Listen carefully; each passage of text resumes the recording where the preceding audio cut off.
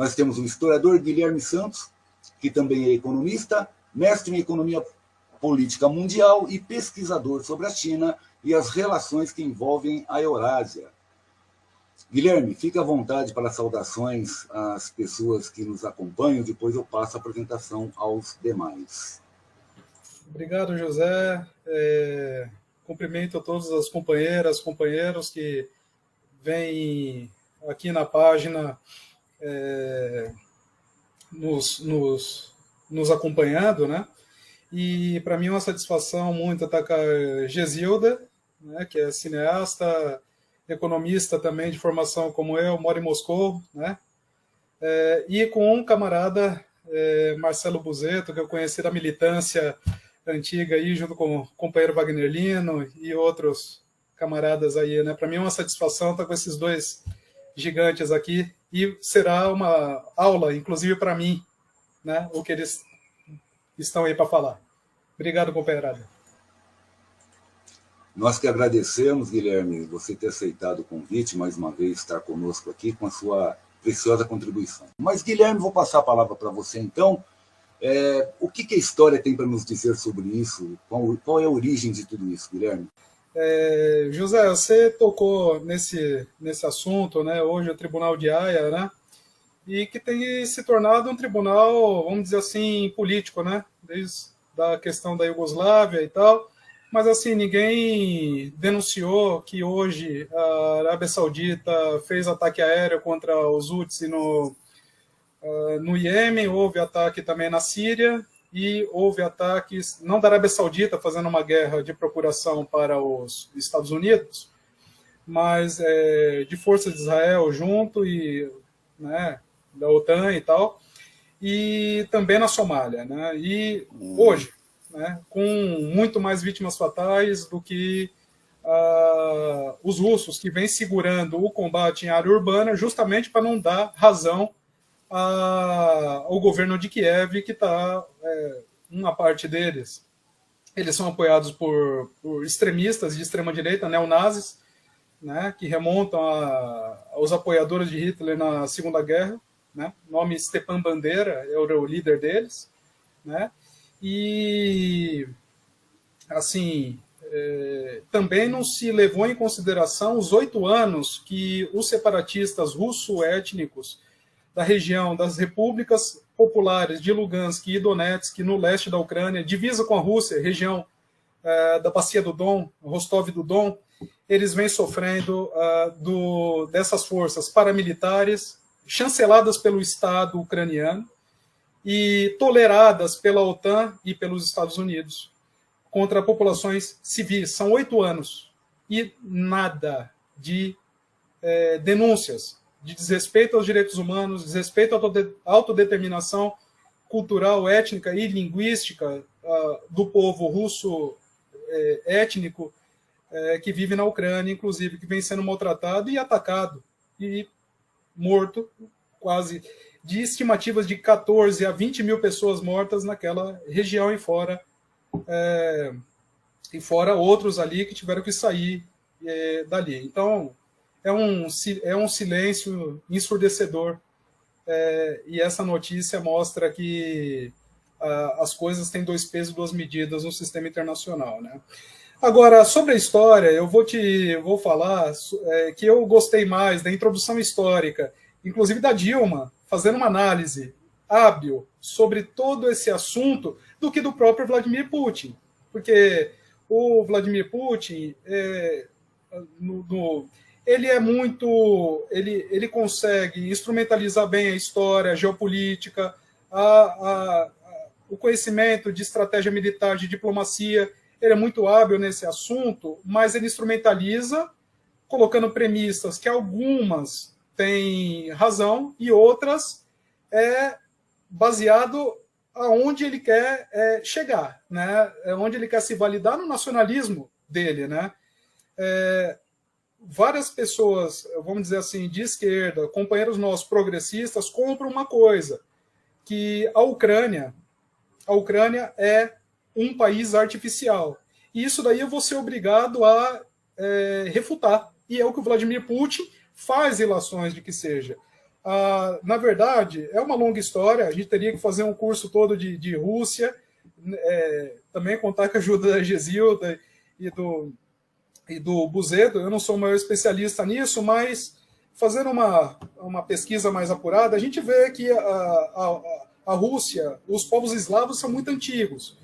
E a Rússia que nós conhecemos hoje, o território que nós conhecemos hoje como Rússia, Bielorrússia e Ucrânia, que depois vão ser chamados de as três Rússias, né? A Rússia branca, a Bielorrússia, a Ucraína, que é a Rússia da fronteira, né? Dos limites com a Europa, e a Rússia de Moscou, que virou Rússia, né? Depois expandida para o Oriente e para Sul, né? Depois, bastante tempo depois, já no Império Russo, ela foi criada no século IX, né?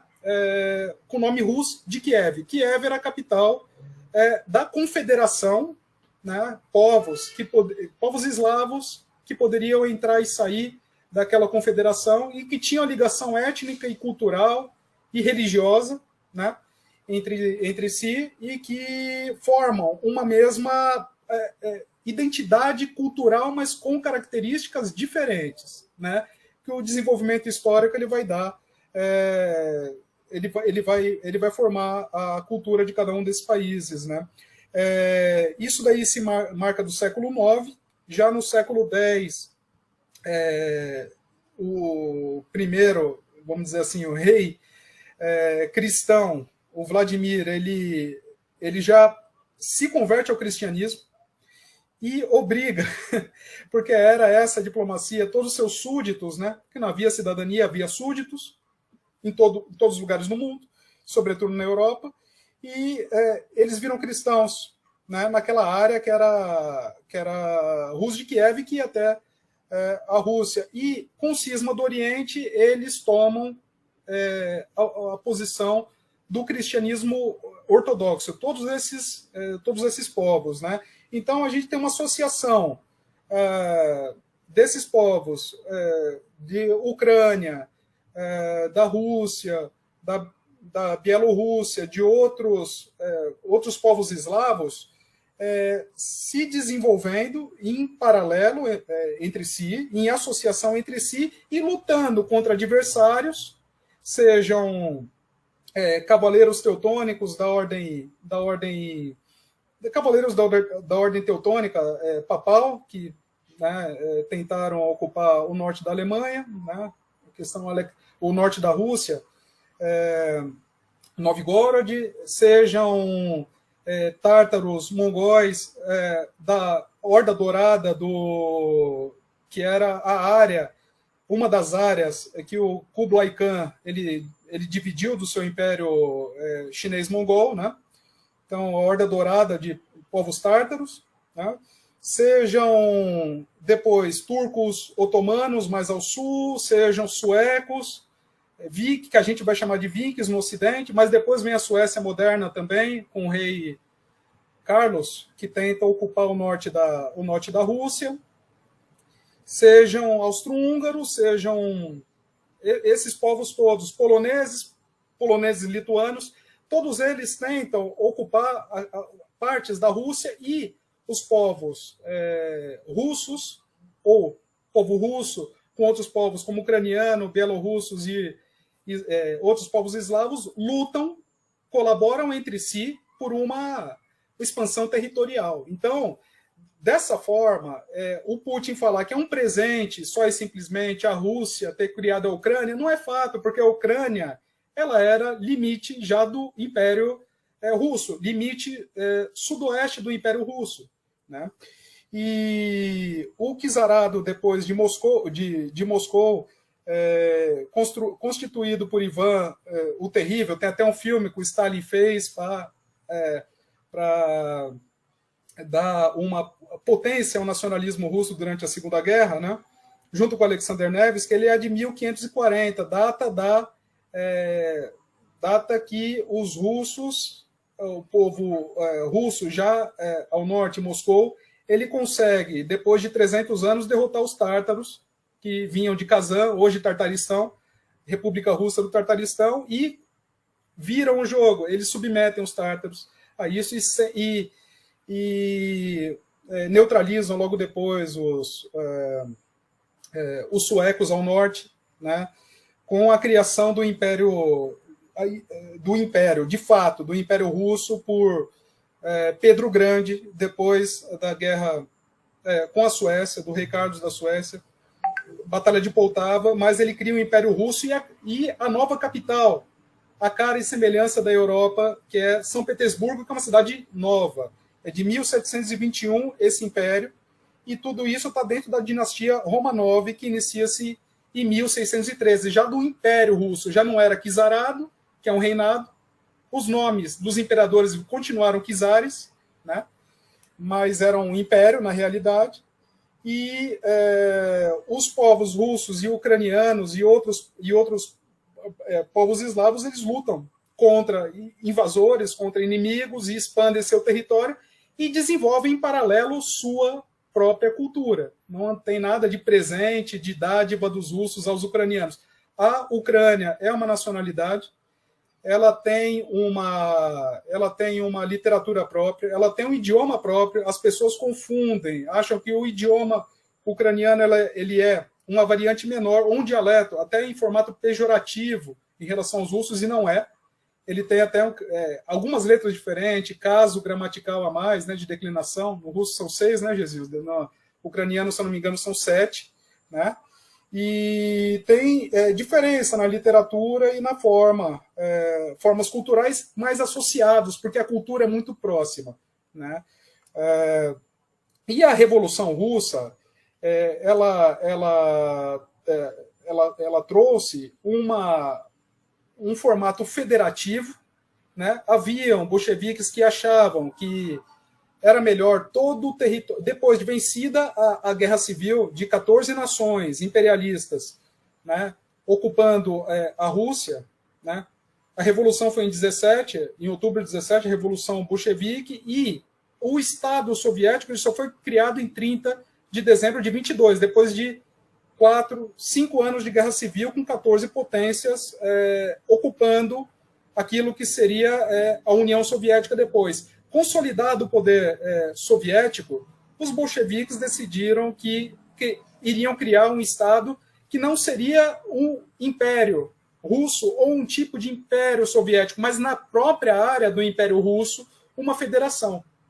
E alguns bolcheviques gostariam de chamar tudo de Rússia, outros, do meu ponto de vista, mais sábios, né, e democráticos, inclusive, como o grande Lenin, colocava a autodeterminação dos povos, respeito às nacionalidades, e assim o fez com o povo ucraniano, com a Armênia, com a Geórgia, que são civilizações mais antigas que a Rússia e dominadas também pelo Império Russo, com outras nacionalidades túrquicas, como Cazaquistão, Turcomenistão, Quirguistão, que essas nacionalidades não foram os russos também que criaram, né? Houve o quê?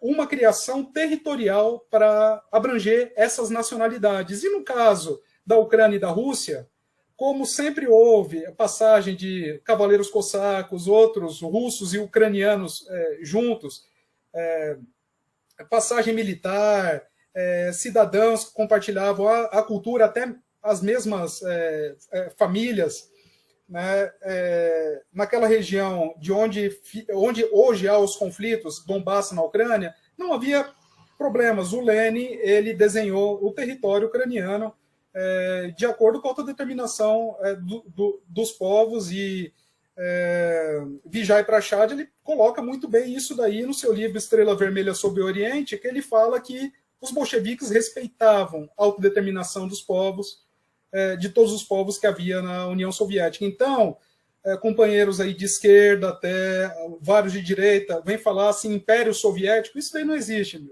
pessoal. Nunca existiu, não é um Império Soviético, é uma federação de repúblicas cujas pessoas não passavam por uma russificação da sua cultura, mas o idioma russo era o idioma central da capital de Moscou, né? Só que cada república tinha seu idioma próprio, era valorizada a cultura própria. Então, por exemplo, o ucraniano, ele sabe falar ucraniano e russo. O russo, provavelmente, se ele não é de alguma cultura, se ele não é de alguma outra região que não era eslava, ele sabe falar idiomas túrquicos, tal, mas assim, boa parte dos russos sabe falar russo, né? Eles não sabem falar idioma nacional, porque o idioma nacional é o russo. Então não foi negado, como faziam no Império Russo, a autodeterminação nacional. E isso daí é uma propaganda, que vem da Guerra Fria, é uma propaganda que vem do teoria do totalitarismo de Hannah Arendt, outras coisas diversionistas que não tocam no assunto. E o Putin colocar dessa forma que o Lenin ele fez um erro, pelo contrário, o Lenin, de todos os governantes, provavelmente soviéticos e russos e do próprio Putin, foi o mais democrático de todos em relação às nacionalidades, à autodeterminação dos povos, o mais cuidadoso, inclusive que o próprio Vladimir Putin. Então, mas seguindo aqui na frente, a gente vai chegar na Segunda Guerra Mundial, e quando a Rússia, a União Soviética, ela foi invadida pelos nazistas na Operação Barbarossa, em junho de 1941, ela foi invadida, estava mais ou menos despreparada, vários soldados soviéticos eles foram pegos nas primeiras batalhas dos bolsões, nas fronteiras, e eles entraram pela Ucrânia. Boa parte dos ucranianos, não todos, né, boa parte, mas uma minoria significativa, se juntou aos exércitos alemães. O que se chama hoje de divisão Azov, que foi remontada depois de 2014, Pravý Sektor, que é o setor de direita, e Svoboda, que é chamado Liberdade, eles viam como os soviéticos, como comunistas, antinacionalistas, e eles eram a favor do nazifascismo. E seu líder máximo, Stepan Bandera, foi um líder pró-Alemanha nazista. Hoje, esse cara é empoderado no governo da Ucrânia e por parte desses fascistas que tem lá na Ucrânia, que não é um governo todo de fascista, mas que tolera esse tipo de gente e colocam eles na linha de frente para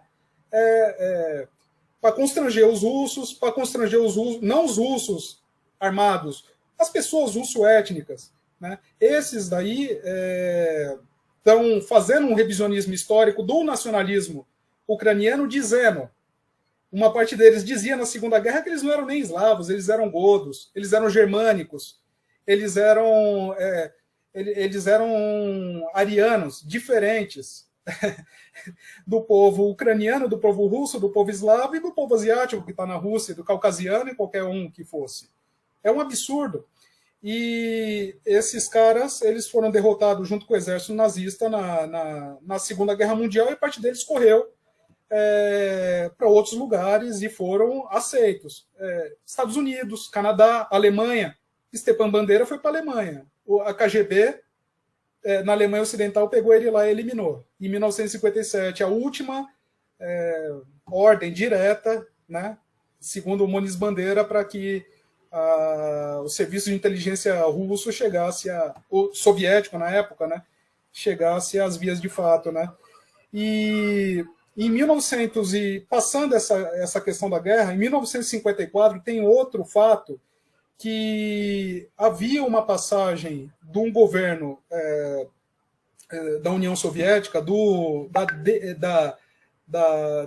chamada desestalinização, do degelo da União Soviética, e ainda estava em disputa quem seria e qual linha que seria o sucessor do Stalin, que foi governante de 1924 até 1953, ano da sua morte.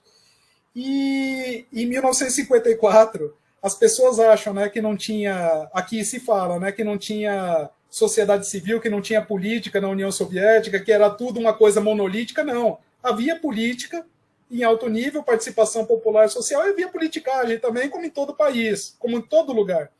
E o Khrushchev ucraniano, ele, para ganhar seu espaço no burô político do partido, depois dele mesmo denunciar os crimes do Stalin no 20º Congresso do Partido em 53, se colocar em outro campo não stalinista, sendo que ele era amigão do Stalin antes, né? Ele era um ajudante do Stalin, né? Khrushchev, para ganhar um espaço político dentro do burô ucraniano, que era grande, e ele mesmo, ucraniano étnico da fronteira, né, da Rússia e da Ucrânia, ele passou a península da Crimeia para a República Socialista da Ucrânia. Porque também fazia algum sentido ali, porque se vocês olharem no mapa, a Crimeia ela fica no Mar Negro, ao sul da própria Ucrânia, e para o comércio soviético, e para a questão fiscal, a questão logística de comércio, fazia sentido, né, naquela época. Só que a Península da Crimeia também é base estratégica de defesa naval. A Rússia não tem muito espaço para saída para Mar Quente. Ela tem a frota do Mar Báltico, que é pequenininha a saída dela, a frota do Mar Negro, que leva ao Mediterrâneo, que leva ao Oceano Atlântico e que pode dar a volta no mundo, mesmo assim, né? E tem a frota que fica em Vladivostok, né? Lá no Oriente, no Mar do Japão. Então, é muito fechado o país, né? E estrategicamente é muito importante. Mas depois que acabou a União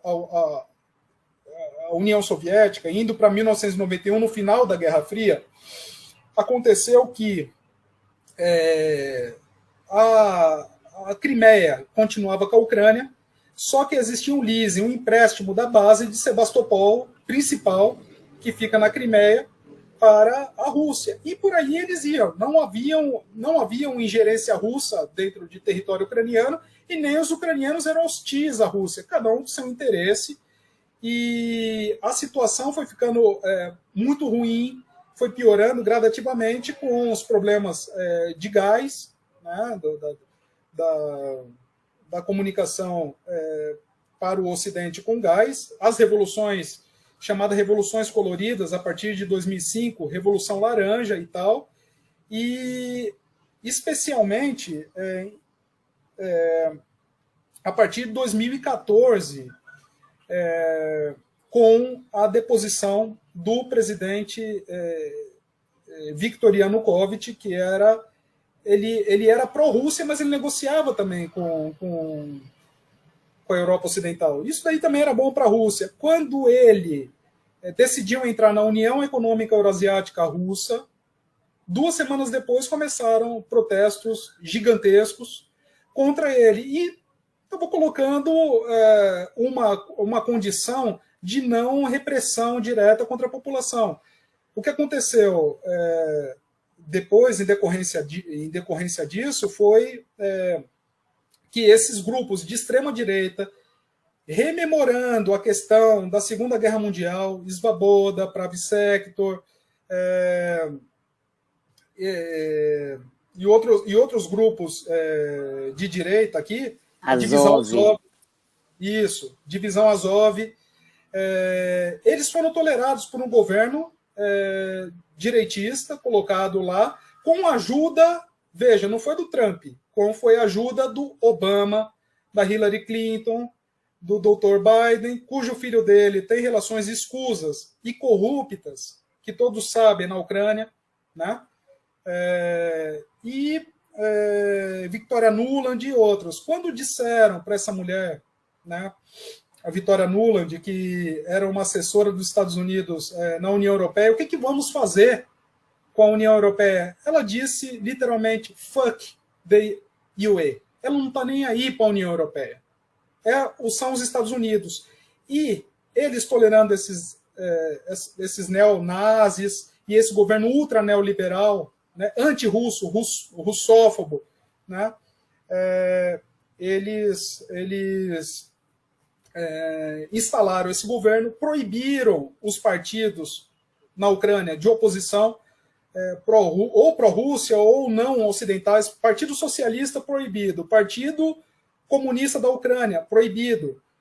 E seus militantes, junto com os sindicalistas, foram queimados em Odessa. Foram mortos, queimados por esse grupo. Isso daí está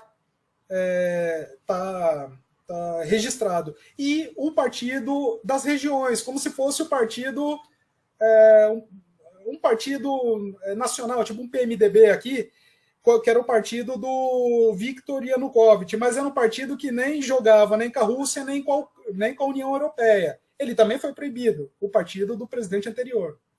Ascendeu Petro Poroshenko, que é um oligarca, né, o ex-rei do chocolate, né, da Ucrânia, um cara que ficou com as indústrias ucranianas, um dos oligarcas, e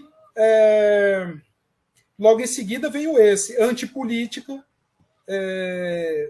prometendo que ele ia moralizar o país, o parlamento, que ele é contra a corrupção, que ele ia passar o sistema de justiça e de compliance para os americanos e que ele ia entrar na OTAN de qualquer jeito, ameaçando, né? E fazendo vista grossa à população, fazendo vista grossa dos problemas que a população russófona estava sofrendo na fronteira, né, de Donbass, nas regiões do Donbass que eles controlam, contra essas investidas e contra a violência desses fascistas tolerados pelo governo central. Nesse sentido, a Rússia requereu, né, mediante força militar também e apoio interno, a Crimeia, novamente, porque se sentia ameaçado de uma expansão da Ucrânia na OTAN, fizeram um plebiscito, a população da Crimeia é russo-étnica, 80% ou mais, e 97,8% das pessoas votaram a favor, de tal monta que não faz sentido falar só e simplesmente em pura anexação da Crimeia. Não faz sentido isso. Veja, se houvesse uma necessidade de anexação ou de expansão russa indiscriminada, eles já teriam trazido para dentro as repúblicas separatistas de Donetsk e Lugansk. Os russos assim não fizeram, davam apoio, né? Não havia soldados russos lá até a semana passada, eles davam apoio logístico e militar, como a Ucrânia ganhava do Ocidente também, e essas regiões não foram anexadas, né? Chegou-se ao limite agora em 2020, 2021, de consolidar essas 5 ondas de expansão da OTAN. 5 ondas, né? Todos aqueles países da Europa Oriental, né? Vários países eles foram anexados, inclusive 3 ex-soviéticos bálticos, a Polônia, a República Tcheca, a Romênia, a Hungria, a Albânia, vários outros países se adentraram à OTAN, né? E colocando a segurança russa em perigo. Outro país que tentou entrar em 2008 foi a Geórgia, cujos russos disseram que não ia entrar porque faz divisa no Cáucaso Sul com a Geórgia, utilizando se utilizando, né, da questão de recuperar territórios das províncias autônomas da Abkhazia e da Ossétia do Sul, desrespeitando acordos, né, como os ucranianos agora fizeram, desrespeitando os acordos de Minsk, e foram atacar as populações em área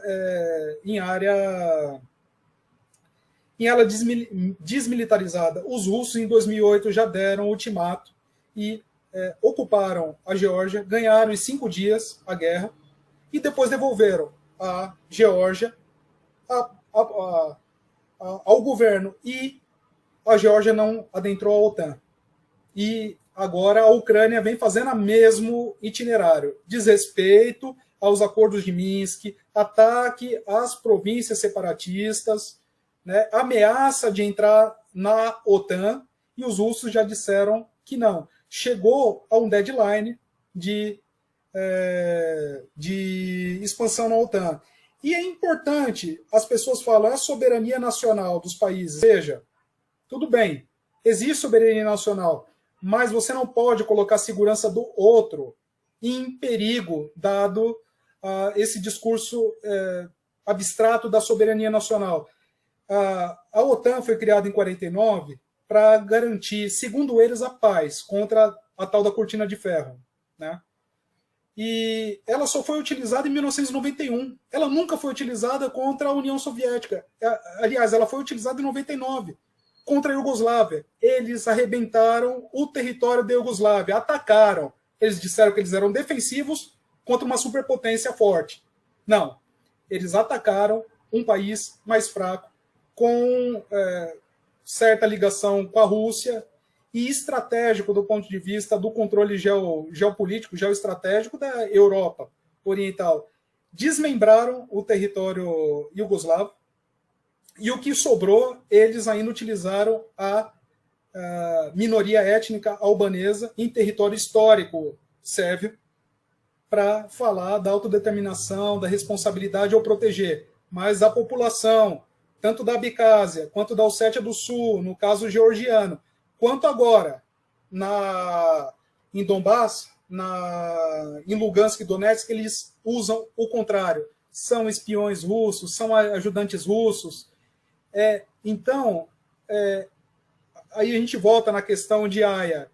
Os iugoslavos, Radovan Karadzic, o Milosevic, eles foram para o Tribunal de Haia quando convinha. Agora, esses que sustentam, esses neonazis e nazis mesmo, semióticos e reais, não.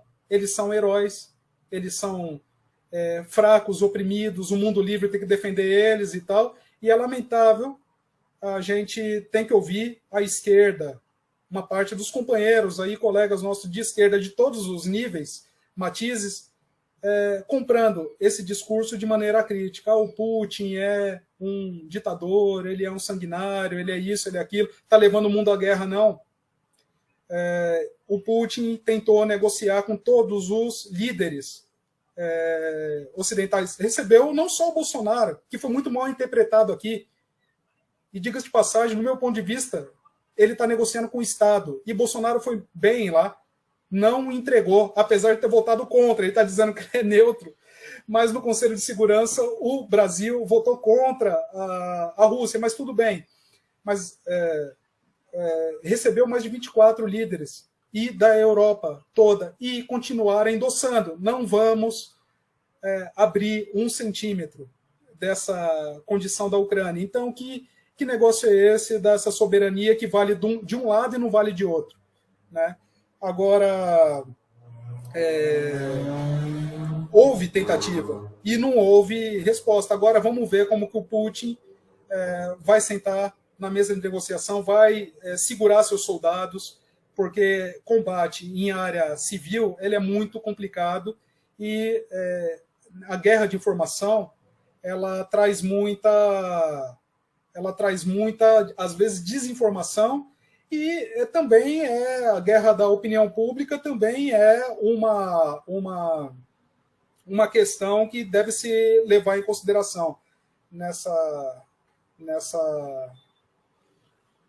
questão toda, né? Vamos ver o que o presidente ucraniano vai fazer em termos de negociação, se vão ainda forçar entrar na OTAN.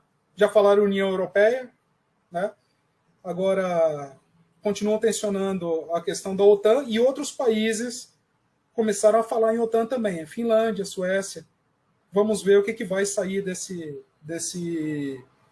desfecho, e eu agradeço aqui a fala. Agora eu vou ouvir a conjuntura, eu com vocês vou ouvir a conjuntura atual, junto com o Marcelo e a Gisilda. Obrigado, companheiros e companheiras. Guilherme, dessas questões aí, qual você responde? Eu peço, já que você, junto com isso, faça também considerações finais, já mande aquela saudação para todos e todas que nos acompanham. Guilherme. Olha, companheiros, eu fiz algumas anotações aqui, eu li as notícias, as considerações e as perguntas, e vou tentar responder de conjunto, né? Olha, em 2022, uma potência menor, que não é imperialista, mas é uma potência militar, que a Rússia, peitou o imperialismo e colocou suas condições e disse o seguinte: olha, vou fazer a operação militar contra os interesses de vocês, e quem se opuser vai sofrer as consequências. Isso marca um início de uma, vamos dizer assim, de um pontuar, de uma perda parcial de hegemonia, de fato, dos Estados Unidos, e um ganho parcial de poder da Rússia como potência e da sua aliança junto com a China. Respondendo aí o Tiago e o José. A China, ela declarou neutralidade, mas combinado, obviamente, com a Rússia, porque um dos fatores que a China tem no sistema internacional, na sua organização de cooperação de Xangai, é não ir para 3 pontos: o terrorismo, o extremismo e o separatismo. Aí, e respeitar a soberania nacional e tal, para não causar maiores entreveros e para dar apoio à Rússia, né? Inclusive, na sua questão justa sobre Taiwan, que é território chinês. Daqui a pouco alguém da esquerda vai falar que não, é um país independente, ou da direita, né, que eles sempre falam. Não, é um território chinês, Taiwan, ocupado ilegalmente desde 1949, né, com a alcunha República da China, sem o popular, que é o correto. A China, essa união, essa aproximação política e geopolítica, geoestratégica, ela se dá cada vez mais, né? Respondendo aí a questão do Tiago e do José. Agora, respondendo também ao Everton, que é a mesma questão da China e do Brasil, a questão da Rússia, ela ser embargada no sistema SWIFT, provavelmente os cartões aí da Gesilda já estão embargados aí, né? O imperialismo já deve ter parado a sua possibilidade de fazer pagamento para o exterior aí da Rússia, né? O sistema SWIFT, que é o sistema de pagamento internacional, interbancário internacional, onde se dá as transações internacionais no mercado de energia e no mercado de insumos e no mercado de semicondutores e coisas estratégicas. Veja,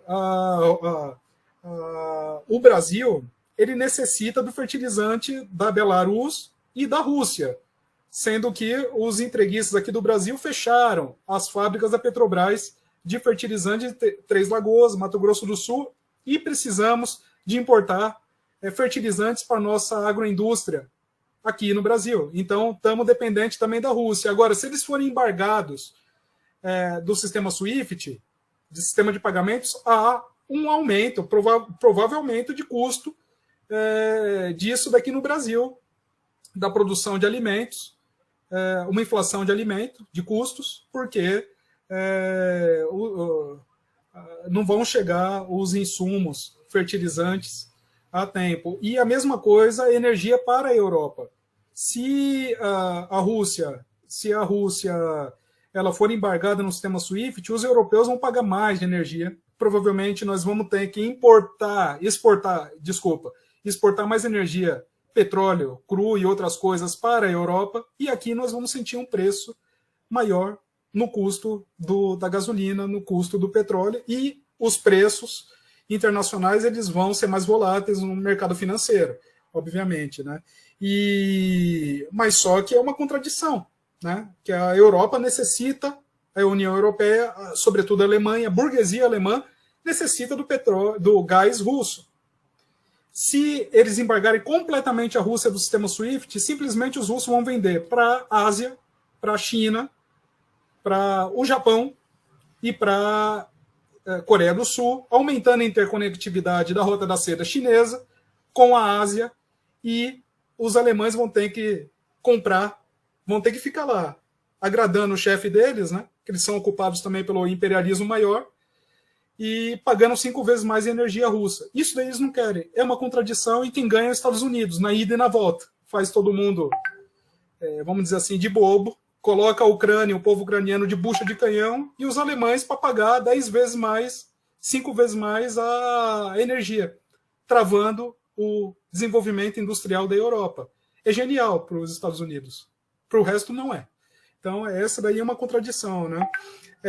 Se é um novo mundo da hegemonia, ainda não é um novo mundo de hegemonia. Mas esse tipo de crise mostra uma crise sistêmica do sistema capitalista, advindo da crise de 2008, de 2020/2022, né? Com a crise ambiental, sanitária, financeira, econômica, decorrente também do Covid, acelerada pela crise do Covid, mas não tendo essa como a causa única, porque já vem de muito tempo, e quando o sistema hegemônico está em crise, outros participantes, eles ascendem ao sistema em um mundo que já é multilateral, e ele pode ser mais do que multilateral, mas multipolar. A Rússia e a China, mediante seus acordos e sua amizade em comum, né? Relações hoje, diga de passagem, entre Rússia e China, do ponto de vista da geopolítica militar, da interconectividade econômica, questões de segurança em conjunto, geopolítica, geoeconomia, melhores do que no tempo da China maoísta, plenamente socialista, vamos dizer assim, para alguns, e a União Soviética, né? Hoje é a melhor relação que eles têm na história deles, eles afirmam isso, e estão em busca dessa multipolaridade, junto com seus aliados da Ásia Central e outros países, no campo econômico, no campo político, geopolítico, diplomático e militar e de segurança também, né?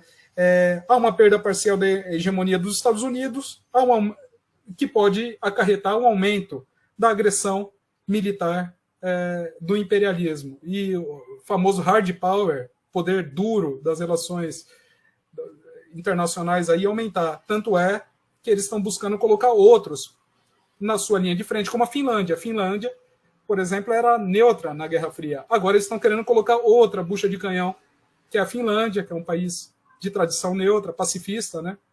E a Suécia na sua frente. Então, companheiros, é mais ou menos isso. São muitas questões, eu tentei resumir. Agradeço aí a participação, a aula do Marcelo, da Gesilda, do José. Vamos esperar as notícias e que a gente, numa visão anti-imperialista, a favor da classe trabalhadora, da classe operária, façamos sempre análise com essa posição classista. Obrigado, companheirada.